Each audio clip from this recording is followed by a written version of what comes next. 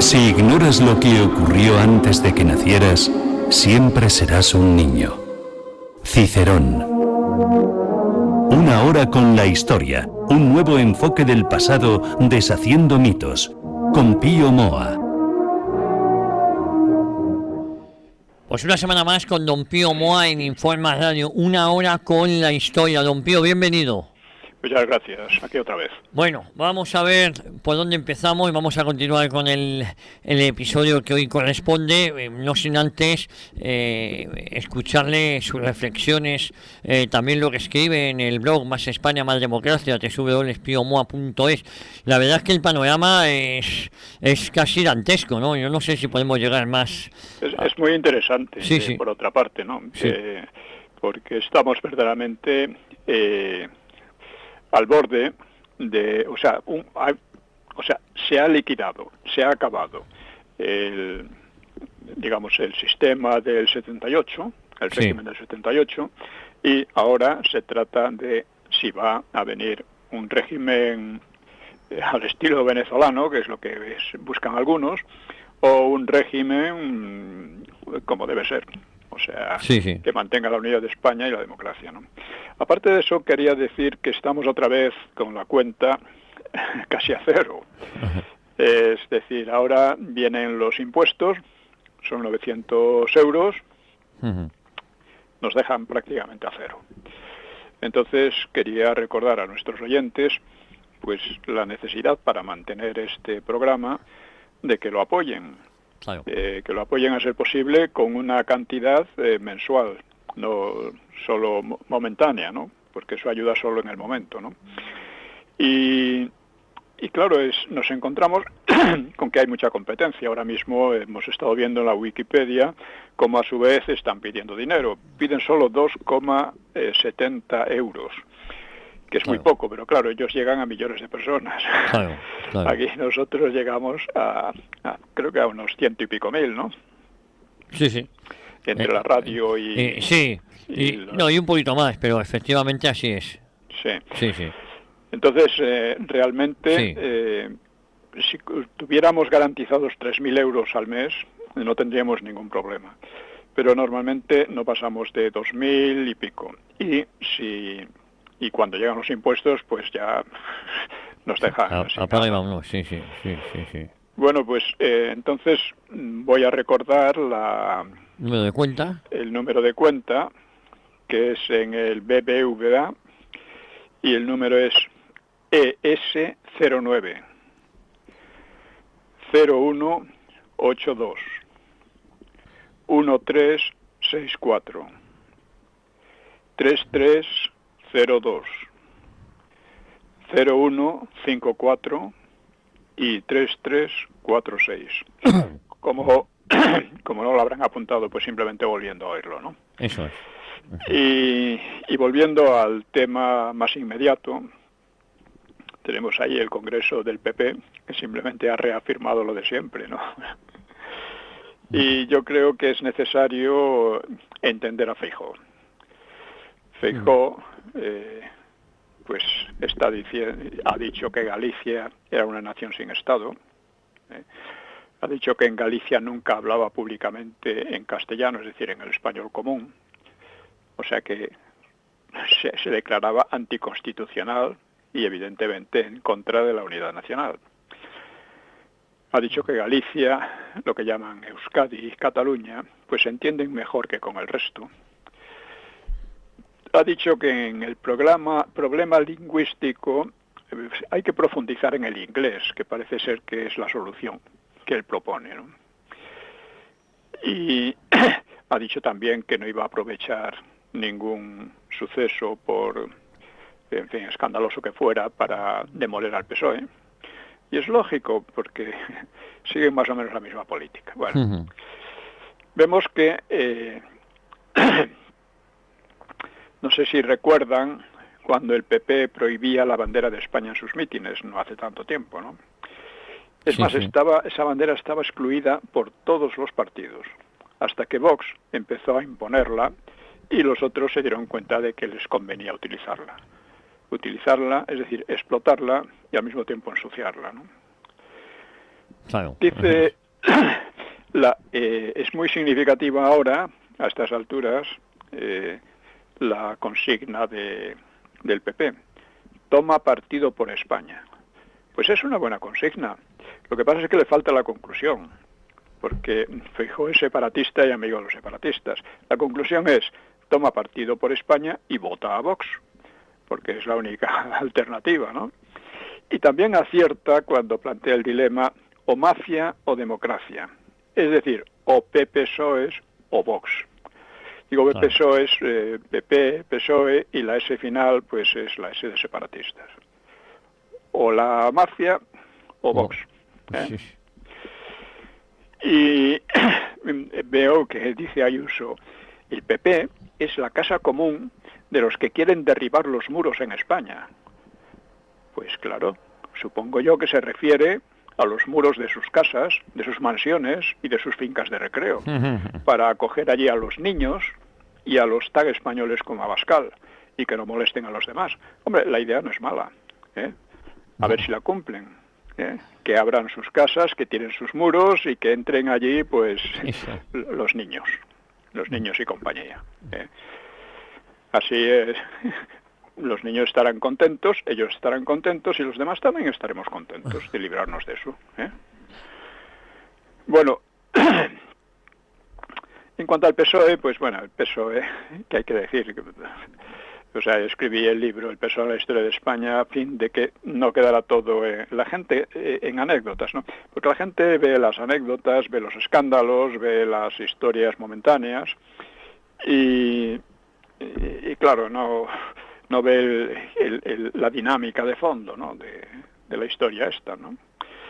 Así que bueno, ya a estas alturas es necesario, ya digo, tener una visión más de fondo, como la del libro La historia criminal del PSOE o el libro El PSOE en la historia de España, ¿no?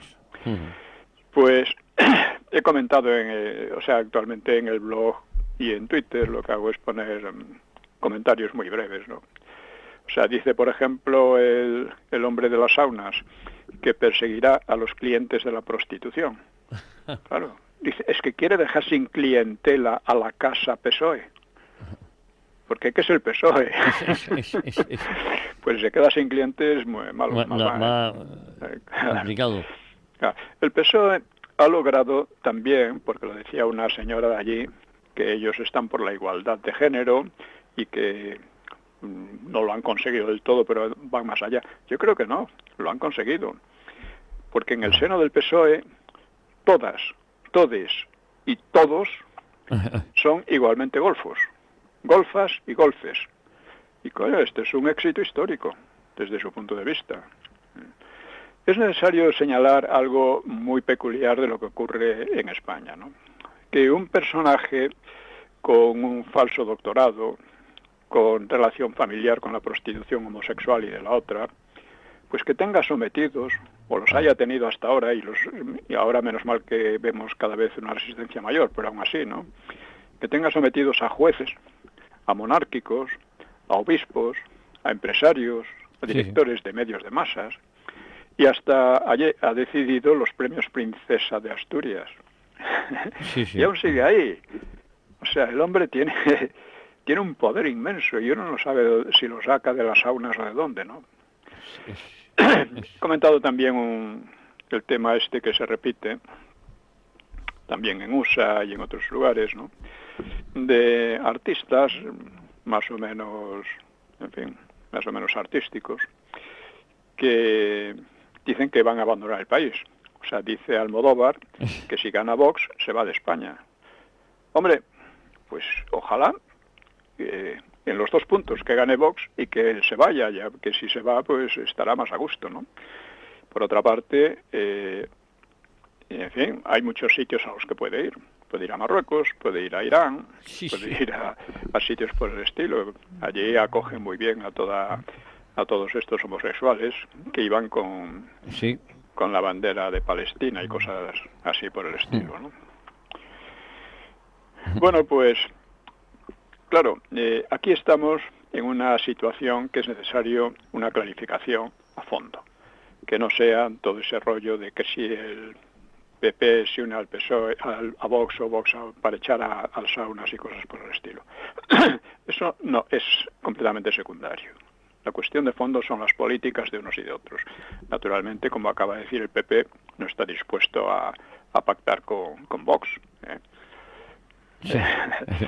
Pero es lógico, ¿cómo va a estar dispuesto si tiene unas políticas contradictorias? Claro.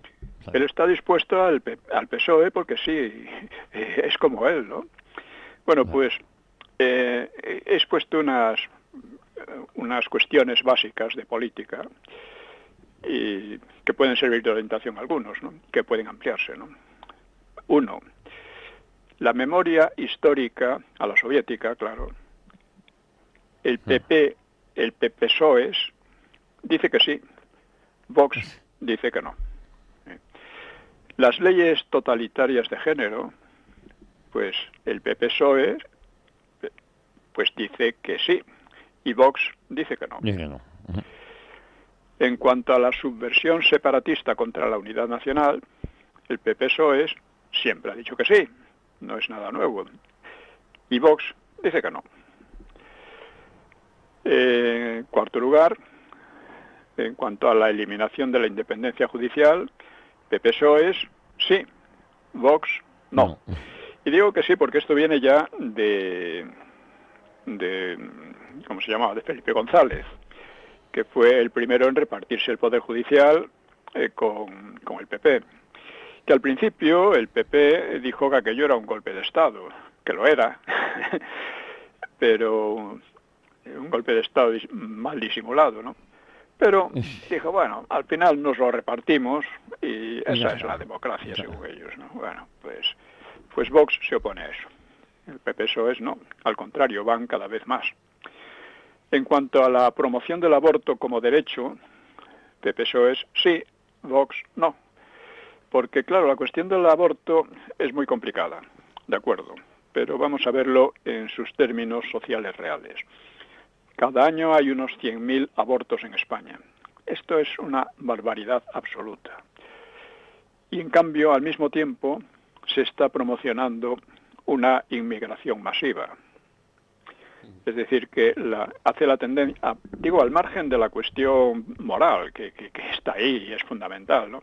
Al margen de la cuestión moral, es esta cuestión histórico-social que tiende a desplazar a la población autóctona española y sustituirla poco a poco, o no tan poco a poco, por otras culturas.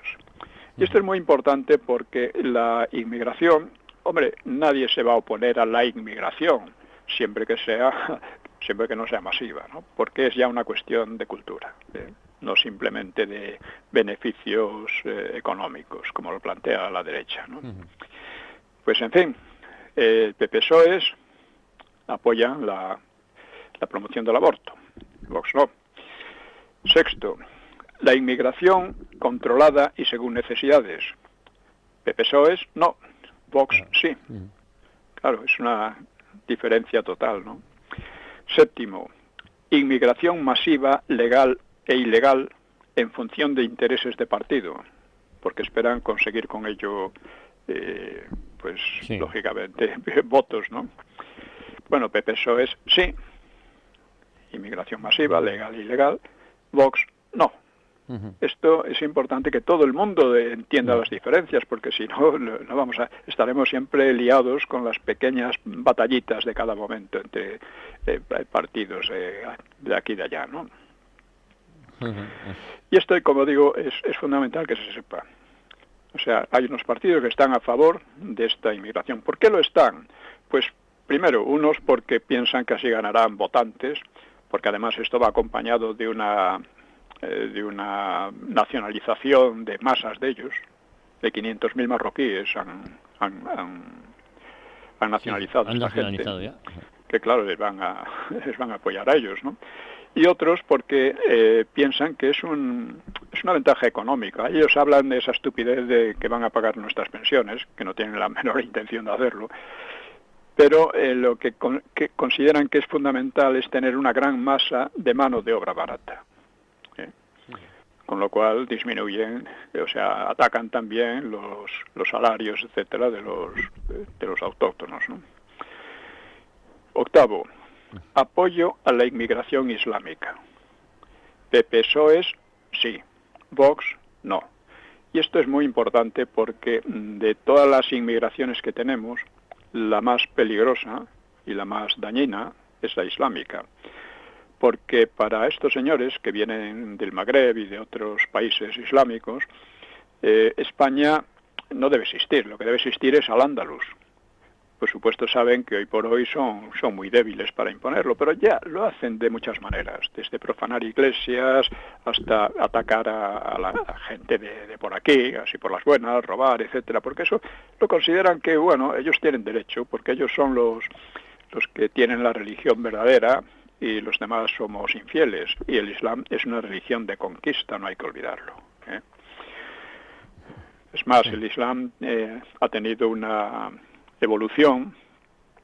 He dicho muchas veces que en tiempos de Franco y posteriormente también durante un tiempo, la tendencia que había en el Islam era más bien una tendencia a occidentalizarse, a democratizarse hasta cierto punto, a abandonar el integrismo religioso o dejarlo en segundo plano. En cambio, lo que se ha venido imponiendo es el integrismo religioso, un integrismo que estamos viendo de las degollaciones y de todo lo que hemos visto, ¿no? Hace poco en Twitter ponía alguien pues fotos de 13 chicas cristianas en Irak, creo que era en Irak, que fueron quemadas vivas. Sí.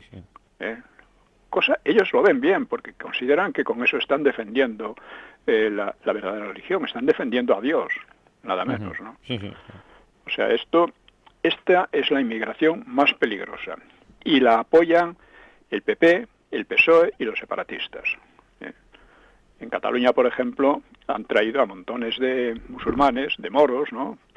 Porque consideran que estos se pueden catalanizar, mientras que los que vienen de Hispanoamérica, pues claro, ya hablan el idioma nacional, pero ellos quieren que se imponga el idioma regional, el catalán, ¿no? Una cosa es que van contra todo, van contra la democracia, porque la mayor parte de la población en Cataluña habla castellano, habla español, quiero decir, y porque además la Constitución dice, pero aquí la Constitución ha sido vulnerada sistemáticamente, casi desde el principio, y eso no se dice. No. Otra cosa es la relación con Marruecos, que es de auténtica sumisión a sus intereses, desde hace muchos años además, ¿eh? O sea, lo que Marruecos va imponiendo poco a poco sus puntos de vista,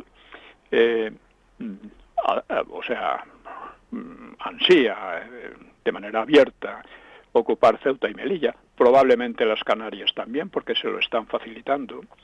Y por otra parte, la OTAN la protege.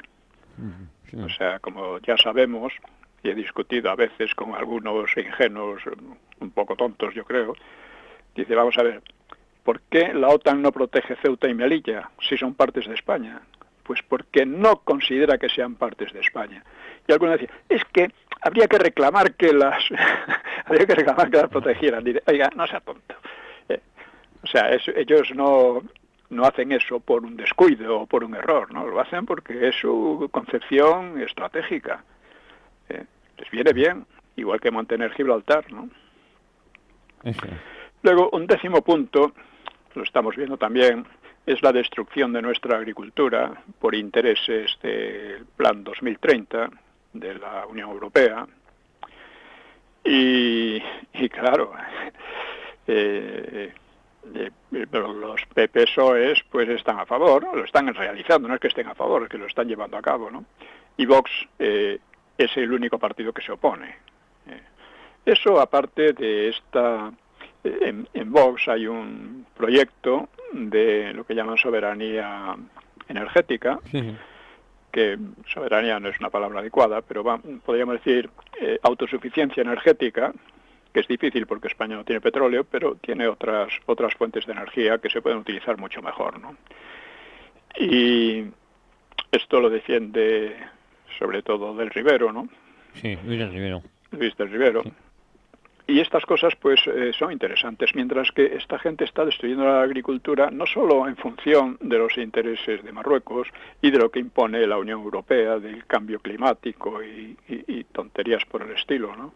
Eso, el cambio climático, si uno lo piensa un poco, dice, pero vamos a ver, el cambio climático existe siempre. Es que van ustedes a conseguir de alguna manera que el clima se estabilice y sea lo mismo todos los años, todos los días del año y un año tras otro.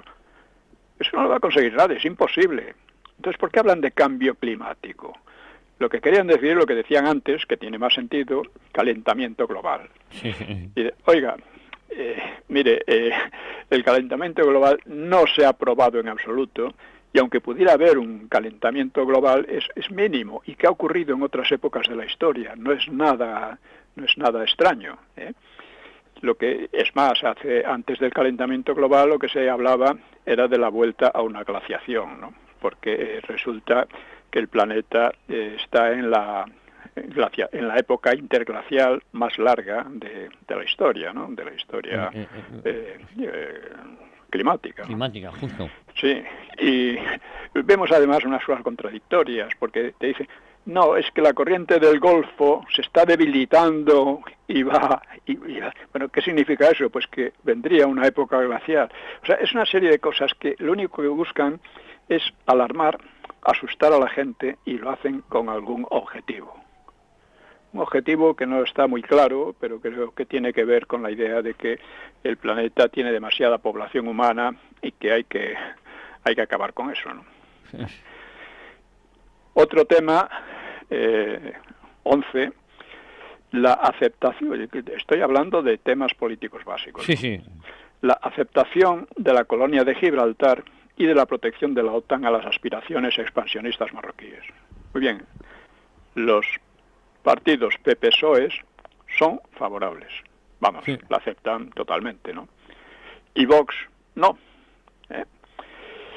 Luego hay otro tema que es importante y que habría que desarrollar más, que es la intensificación y ampliación de la guerra de Ucrania, en que está metida la Unión Europea, y que los PP-PSOE, sí, y Vox no estoy seguro. Creo que ahí Vox tiene una política un poco incierta, que debería tender claramente hacia la neutralidad. En cierto modo, cuando, debido a sus relaciones privilegiadas con Orbán, me parece que van por ahí, porque Orbán está, evidentemente Hungría está en la OTAN, pero su política actual en relación con este asunto de la guerra en Ucrania, que puede convertirse en guerra europea, que sería además mundial, pues es más bien neutral. Y España, desde luego, se ha salvado de 2 guerras mundiales y ha sido una auténtica bendición para España.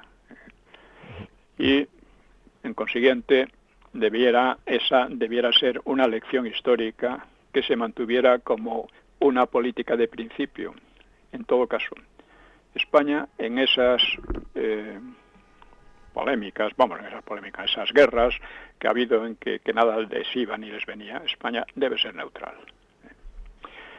Bueno, pues esto lo digo en relación con la situación histórica actual, con la situación del momento, que es una situación histórica por muchas razones, ¿no?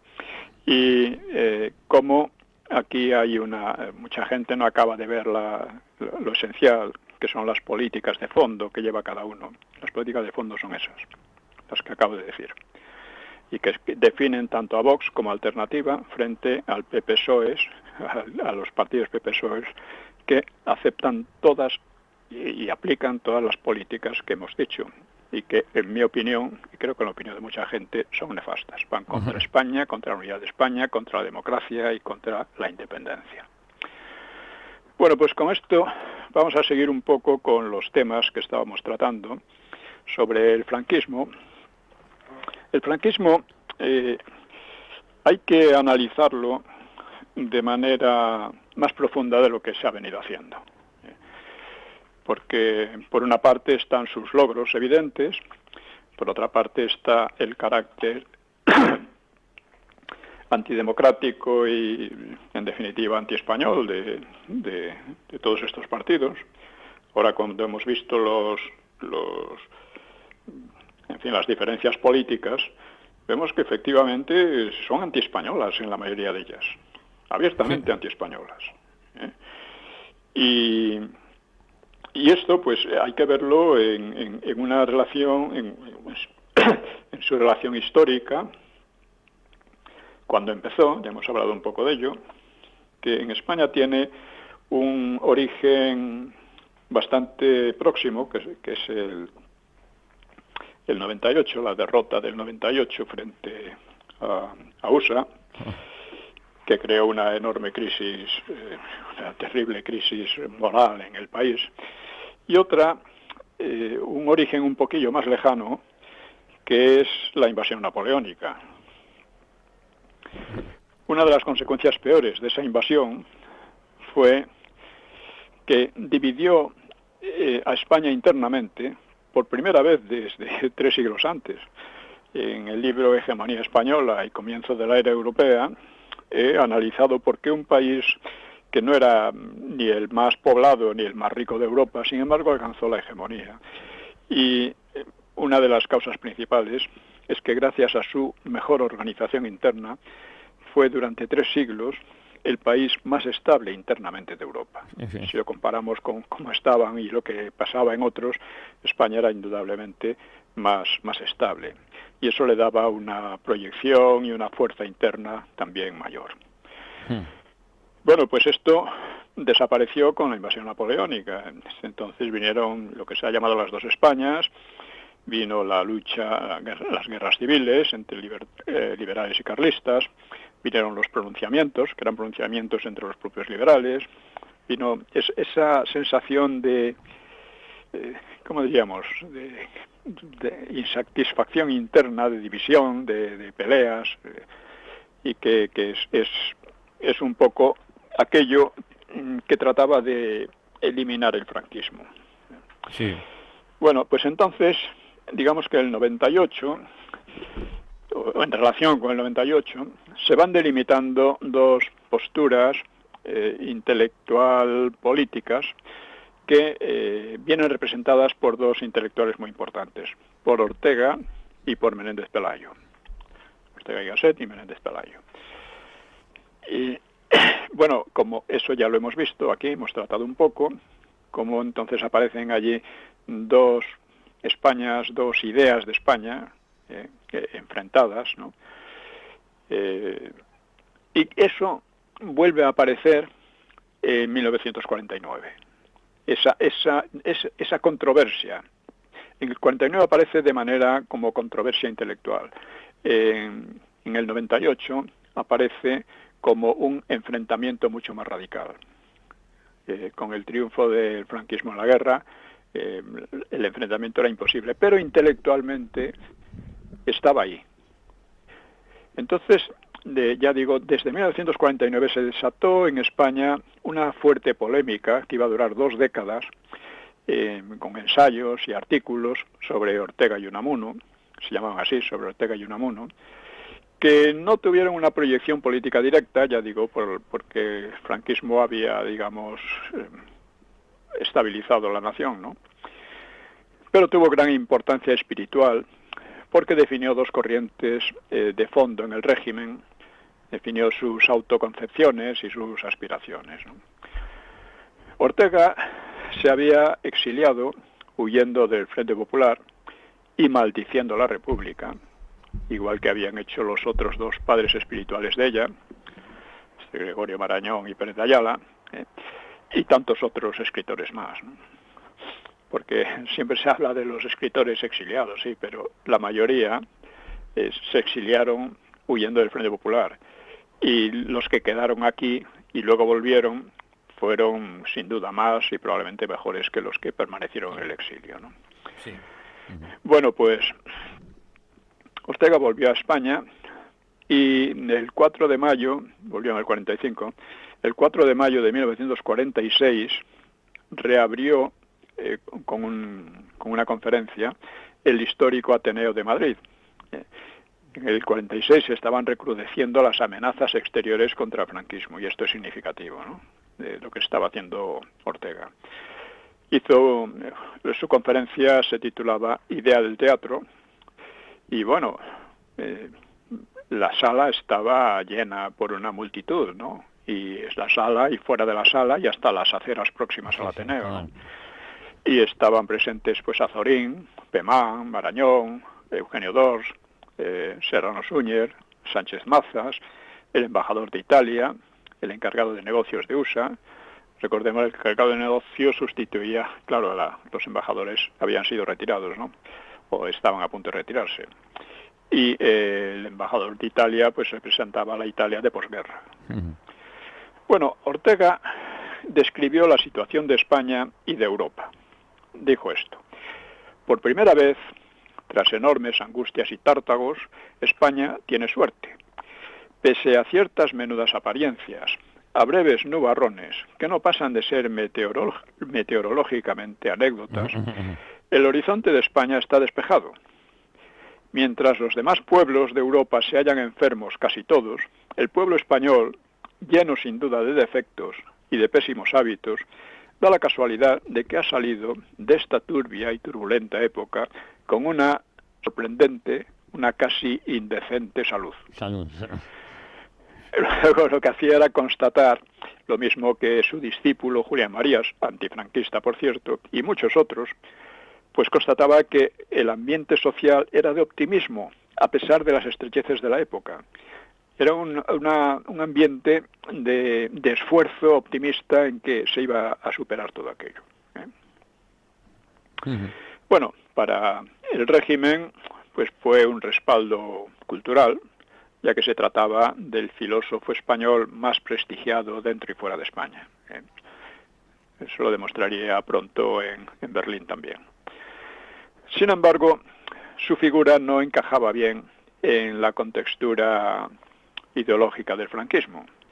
Y no solo por todo lo que había atacado el pasado español, atacado la época imperial, atacado todo el pasado español, negado a la Reconquista, en fin, y a la serie de ocurrencias que enhebró en su ensayo España invertebrada, que era una sarta de, bueno, creo que de auténticas tonterías, ¿no?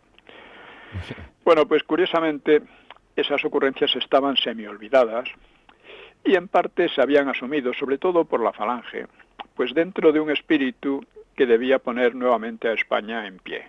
Es decir, la Falange no concordaba con lo de Ortega en relación con la parte imperial, pero sí con otras, ¿no?, de la decadencia, ¿no? Bueno, pues pronto se suscitó la polémica. El franquismo se proclamaba política y confesionalmente católico y trataba de revitalizar una gran cultura sobre estos moldes, crear un nuevo siglo de oro, por decirlo así, ¿no? Mientras que Ortega era un típico liberal agnóstico. En su concepto de España el catolicismo apenas contaba, y mucho menos en el siglo XX. Probablemente estaba bastante de acuerdo con la opinión de Azaña de que en el siglo XX España había dejado de ser católica, ¿no? Lo decía en el sentido de que todas el pensamiento, en fin, la cultura europea, pues y la española también, prescindían ya de la dogmática católica, por decirlo de algún modo. Bueno, por otra parte, la guerra mundial que acaba de terminar, pues es curioso que no había inspirado a Ortega ninguna reflexión significativa, como no se la había inspirado la Primera Guerra Mundial. Alguna reflexión sobre aquella Europa panacea que imaginaba él y tantos. España el problema, Europa la solución. Bueno, pues en septiembre de 1949, o sea, 4 años después de terminada la Guerra Mundial, pronunció en Berlín una conferencia que con título en latín de Europa Meditatio Quaedam, y a esa conferencia acudieron miles de oyentes en tropel. Ortega tenía una enorme popularidad en Alemania, un enorme prestigio, ¿no? Pues en esa conferencia criticó la democracia porque lo consideraba un sistema inclinado al despotismo y distinto e incluso opuesto al liberalismo. En su teoría sobre las naciones y la aparición histórica de las naciones, señaló que Europa había vivido en forma dual, la propiamente europea y la nacional. Mientras que en algunas naciones la parte nacional había densificado la europea. Se refería obviamente a Francia, Inglaterra y Alemania, que llevaban varios siglos pues dominando el pensamiento, la economía y en general el poder en Europa, ¿no? Sí, sí. España había quedado, según él, enferma y anómala, ¿no? El origen de Europa estaría en el Imperio Romano, esto es indudable, pero es llamativo que no insistió en el carácter cristiano de su cultura, porque efectivamente Europa y España empiezan con la Segunda Guerra Púnica, porque es fácil darse cuenta de que si hubiera ganado Cartago la historia posterior habría sido muy, muy distinta, pero no sabemos cómo sería, pero desde luego distinta, ¿no? Pero lo que llamamos Europa no solo viene del Imperio Romano, viene de la cristianización del Imperio Romano, que fue lo que permitió que subsistiese la cultura grecolatina después de las invasiones germánicas, ¿no? Las invasiones bárbaras, ¿no? Y trató de ser optimista y dijo que el continente vivía una hora crepuscular, pero no un crepúsculo vespertino, sino matutino. ¿Por qué? Pues porque había llegado el momento de avanzar hacia unos Estados Unidos de Europa, que en su opinión serían una nueva nación o supernación, y en la cual, por ejemplo, quedaba implícito que la nación española se disolvería en esa nación nueva, que iba a generar, a su vez, su correspondiente nacionalismo. La interpretación no dejaba de tener un tinte de penseo, o sea, de pensar con el deseo. En inglés, wishful thinking. Aquí se suele decir wishful thinking, pero podríamos decir penseo, pensar, combinando las dos cosas, pensar y deseo, ¿no? O sea, él desearía que fuera así y pensaba que así iba a ser. No, ya sabemos que no. Se tiende efectivamente hacia una Unión Europea, pero que es cada vez más antieuropea en todos los sentidos. Sí. Y que además amenaza con una nueva guerra. Justo. Bueno, pues ya antes de volver a España, Ortega, pues algunos autores jesuitas habían sostenido que sus ideas eran incompatibles con la doctrina católica, con la doctrina con la cual se identificaba el régimen. Bueno, en defensa de Ortega salieron su discípulo Julián Marías y sobre todo autores falangistas. No todos, pero algunos, los más importantes. El debate llegó a hacerse muy, muy agrio, ¿no?, entre unos y otros. Pues incluyó a Unamuno. Unamuno resultaba más herético que el propio Ortega, según sus críticos, pero, en fin, no resulta menos relevante porque su influencia política era escasa. Entre otras cosas porque Unamuno no era muy sistemático, ¿no? Le gustaban las paradojas, decir una cosa y otra, y cambiaba bastante, ¿no? Muy personalista también, ¿no? Bueno, pues nuevamente salía a la superficie la confrontación entre Ortega y Menéndez Pelayo, porque así como la postura de Ortega se condensaba perfectamente en su España problema y Europa solución, sí. La de Menéndez Pelayo, al menos según se entendió por entonces, pues se condensaba en sus célebres conclusiones de su Historia de los heterodoxos españoles, que es una obra fantástica, ¿no? Buenísima, ¿no? Pues en sus célebres conclusiones, como digo, pues afirmaba que la unidad y las glorias de España se deberían al catolicismo. Y sin él, cuando hablaba de espada de Roma, martillo de herejes, luz de Trento, etcétera, ¿no? Bueno, pues sin eso, dice, el país volvería al cantonalismo de los arébacos y los betones o de los reyes de taifas. O sea que España tenía que ser consustancialmente católica, porque si no fuera así, y se desintegraría. Bueno, ya creo que en otra sesión examinamos la vaciedad intelectual de la concepción de Ortega. Vaciedad intelectual y sus consecuencias políticas muy peligrosas. Vaciedad porque no se acompañó de estudios ni ensayos serios sobre Europa. Europa quedaba ahí como una especie de bálsamo de Fierabras que iba a cuidarlo todo, ¿no? Y una panacea, ¿no? Pero que no se examinaba, no hubo, como digo, ni estudios, ni ensayos, ni nada, ¿no? Ni siquiera libros de viaje interesantes sobre Europa. Europa era una especie de admiración beata, pero nada más, ¿no? Y claro, era además muy peligroso porque se asentaba en la negación de la historia de España. O sea, si usted corta a un país, a una sociedad de su historia, de su pasado, pues está convirtiéndolo en no se sabe qué, en algo que viene de su propia fantasía.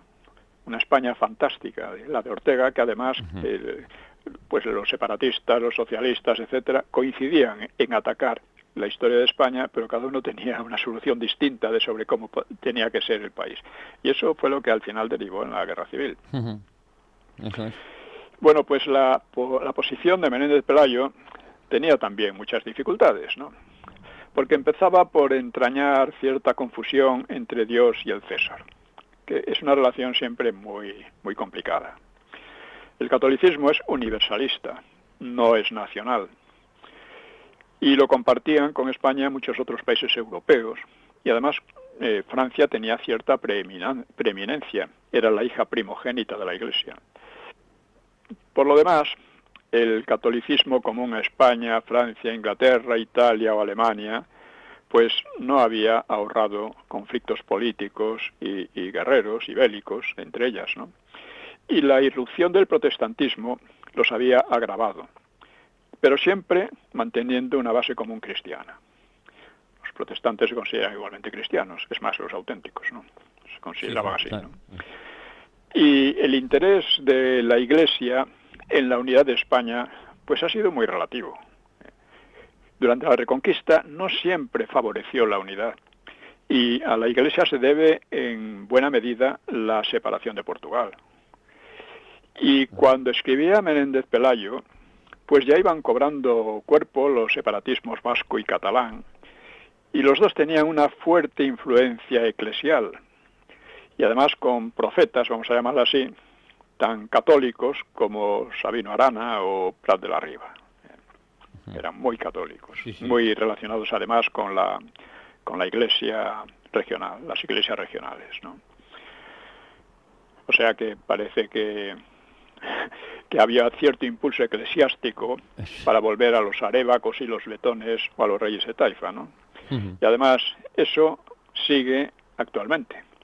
Lo estamos viendo todos los días, como obispos, sacerdotes, etcétera, de aquí y de allá, pues promueven el separatismo, ¿no? Y sin duda, España había sido en el siglo XVI-XVII la gran defensora de la Europa cristiana frente al empuje guerrero del Islam otomano, ¿no? Y había sido la gran defensora de la Iglesia católica frente a la violenta expansión protestante. Fue una expansión muy agresiva, muy violenta, y contra esa expansión España había combatido no solo militarmente, sino también y políticamente, sino también con un gran impulso espiritual o intelectual en Trento y con el ejército espiritual de los jesuitas. Eso aparte de que extendió el catolicismo por América y Filipinas. Pero incluso entonces las políticas de Madrid y de Roma en aquella época chocaban con cierta frecuencia, ¿no? Y se recordará el saco de Roma, que fue su derivación más contundente, pero había muchas veces choques políticos muy importantes. El saco de Roma fue un saqueo brutal en que participaron los tercios, aunque creo que lo principal fueron tropas protestantes que estaban allí metidas, ¿no? Bueno, además no todo lo que hizo España entonces se puede adscribir al catolicismo. O sea, los cruces del Atlántico y del Pacífico, que cambiaron la historia de la humanidad, o la propia conquista de América, que permitió la evangelización, Sí. pues no pueden atribuirse a la doctrina católica. Son otro tipo de cosas, son cosas más bien del César que de la religión, ¿no? Y pese a la cantidad y calidad de la literatura religiosa de entonces, pues tenemos obras fundamentales como la Celestina, como el Quijote, el Lazarillo o la Picaresca, que no puede decirse que coincidan especialmente con la doctrina católica. Son un poco al margen de ella. Siguen teniendo un gran valor y definen bastante el ambiente histórico de la época, pero no, en fin, algunas de ellas fueron atacadas por la Inquisición, pero vamos, fueran atacadas o no, digamos que son otra cosa. Y algo parecido ocurrió con el franquismo, porque la cultura en el franquismo fue, una pequeña parte fue antifranquista, otra pequeña parte fue franquista, y una parte mayor pues siguió su propia dinámica, ¿no? Su propio, ya hablaremos de esto, ¿no? Vale. Y hay que añadir también que el país no solo había sido católico en sus horas de gloria, sino también en las de decadencia. O sea, no solo fue católica España en el siglo XVI-XVII, también después, ¿no? Y, en fin, podemos añadir que España, que era una comunidad cultural latina, se convirtió en nación al dotarse de un Estado, y eso, que además por una parte permitiría después la reconquista, pues eso procede de Leovigildo, que era arriano. Aunque el proyecto lo culminó religiosamente su hijo Recaredo, pero había estado a punto de frustrarlo su otro hijo rebelde, el católico Hermenegildo, que ha sido santificado por la Iglesia, por otra parte, ¿no?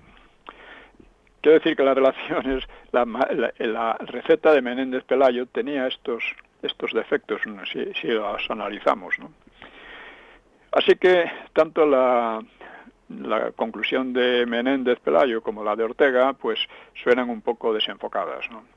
Y creo que se aprecia en ellos cierta endeblez analítica que no se compensa bien con una inclinación poco adecuada, ¿no? Y algo metafísico, tanto en la Europa de uno como la espada de Roma del otro. Sí.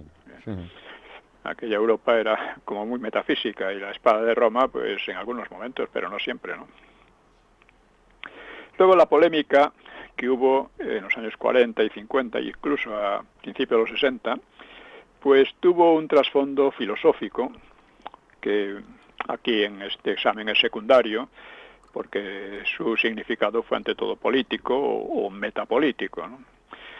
La controversia giraba sobre qué tesis político-históricas debían inspirar y orientar al nuevo Estado. Y fue significativo que el tema de la continuidad nacional no fuera abordado directamente, ni fuera contrastado con las ideas de los vencidos, que eran ideas en gran medida procedentes de Ortega, ¿no? Sino que fuera sustituido por la cuestión religiosa, que además en sus versiones extremas, pues llegaría a degenerar en cierta, políticas de exterminio por parte de las izquierdas y separatistas, o sea, exterminio de la religión, o sea, el intento de exterminar la Iglesia procedía de esas ideas, de que la Iglesia era el mal de España, que la había enfermado, que la había vuelto anómala, etcétera, ¿no? Principalmente, ¿no? Y en sus contrarios, pues a veces se caía en una mezcla de beatería inquisitorial y de apocalipsismo, ¿no? Parecía que era enfocado desde una especie de apocalipsis, de unas fuerzas misteriosas que iban contra España, contra todo lo que ellos entendían que debían ser las cosas, ¿no? Y bueno, pues la cosa, en 1949, el pensador y científico falangista Pedro Laín el Tralgo publicó el ensayo España como problema, que ya es orteguiano desde el título. España es el problema, etcétera, ¿no? Y se planteaba la dramática inhabilidad de los españoles desde hace siglo y medio, o sea, desde la invasión napoleónica, para hacer de su patria un país mínimamente satisfecho de su constitución política y social. Esto se había debido a los efectos esterilizantes del choque entre liberalismo y tradicionalismo desde principios del XIX. A ello se debía también la escasa ciencia que había tenido España, etc. Así que Laín proponía integrar la europeización liberal de Ortega con el catolicismo renovado, un catolicismo europeo, bien informado y moderno, en su opinión, de Ángel Herrera, que fue el fundador de la Asociación Católica Nacional de Propagandistas, que tuvo una gran influencia en la España de Franco, ¿no?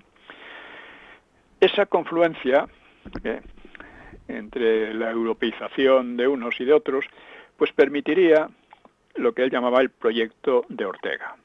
Permitiría la futura España magnífica de virtudes, la alegría española, etcétera, porque patria es lo que no hemos sido y tenemos que ser. Esto también tiene mica, ¿no? Sí, sí. Es decir, que España no era una patria antes de en fin. O sea, con ello, decía Laín, los españoles vivirían instalados en la historia universal. Esto es peligroso, ¿no? Porque una ocurrencia de la España invertebrada era la de la tibetanización o aislamiento de España desde hacía siglos.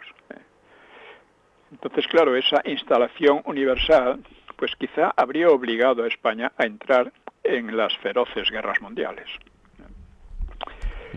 Vemos, pues, una serie de cosas, ¿no? Los falangistas se proclamaban discípulos de Ortega, pero por lo menos exaltaban la época imperial de España, no consideraban que fuera enferma, todo lo contrario, ¿no? Pero concordaban con Ortega en que los males del país venían de la ausencia o escasez de minorías selectas que lo vertebrasen. España invertebrada lo que sostenía era que la falta de esas minorías selectas impedía que se vertebrase un proyecto nacional adecuado, ¿no?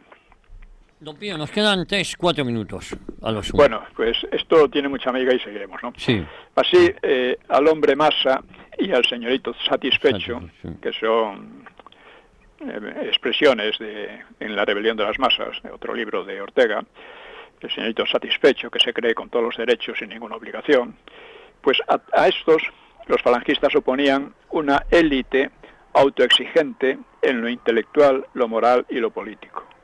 Y se sentían católicos como sus contradictores. Por otra parte, desde muy pronto, al terminar la guerra civil, la Falange había tendido puentes a los intelectuales exiliados, llamándoles a colaborar en empresas como la revista Escorial, que estaba abierta dentro de España a escritores no falangistas como Azorín, Menéndez Pidal, Baroja, Zubiri, todos ellos escribieron en la revista Escorial, que fue una revista intelectual de primer orden, ¿no? Sí. Hoy día ya no existe nada parecido. Bueno, pues a Laín, no sé si tendríamos que empezar ahora con la réplica de Calvo Serer, que le replicó con el título España sin problema, que decía: la primera actitud al enfrentarnos con los problemas españoles es que dejemos de considerar problemático el destino nacional. Dice: desde 1939, al final de la Guerra Civil, España ha dejado de ser un problema para adquirir conciencia de que está enfrentada a muchos problemas, los cuales solo tendrían solución sobre base católica, sobre la base de Menéndez Pelayo. El supuesto problema de España se habría resuelto definitivamente con la victoria nacional y con la confesionalidad católica, que augurarían un nuevo siglo de oro. Todo el mal había partido del siglo XVIII, que habría desnaturalizado la cultura española, que era intrínsecamente católica, siguió siendo lo esencial, ¿no? El catolicismo cultural es condición sine qua non para la vida española. Por ello hay que apartar inflexiblemente cuanto intente atacarlo. Entre otras cosas, las iniciativas de la Falange en la revista Escorial, ¿no? La guerra mundial habría reducido las alternativas a dos: o sovietización o americanización. Las dos, decía él, contrarias a la civilización cristiana europea, y por lo que España debía seguir su propio camino, marcado por Menéndez Pelayo, por Donoso Cortés y por Maeztu, y por el recurso a los filósofos de la Iglesia, como Santo Tomás. las ideas de los vencidos, esto solucionaría todos los problemas, ¿no? Las ideas de los vencidos habían llevado a España al borde del suicidio y debían rechazarse tajantemente.